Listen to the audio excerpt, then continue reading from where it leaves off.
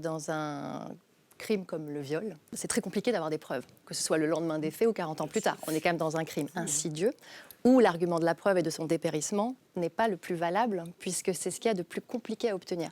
Donc en fait déjà ça me gêne par rapport à la qualité d'un procès et à justement ce qui vient opposer la question de l'imprescriptibilité. Il y a tellement de paramètres à prendre en compte dans cette complexité-là qu'est ce crime. Ce qui me gêne moi dans le fait de ne pas chercher à avoir un procès, même 40 ans plus tard, c'est que l'action pénale, le but de la peine, c'est pas uniquement d'incarcérer. Et sûrement pas dans ce crime-là où on a plutôt affaire à une pathologie, une déviance, enfin la prison ne soignera pas ces gens-là. En revanche, comment faire pour que ces gens-là, lorsqu'ils ont 80 ans, 85 ans, on est conscient, au vu des affaires et des rapports, qu'il y a une sérialité. C'est très rare qu'un homme abuse de son fils ou de sa fille et qu'il ne le fasse plus jamais et qu'il ne le fasse qu'une fois. Il y a une sérialité dans les rapports, et ça c'est écrit, les statistiques sont même flippantes. C'est courant que ce soit plusieurs. Répété à de très nombreuses reprises. Exactement.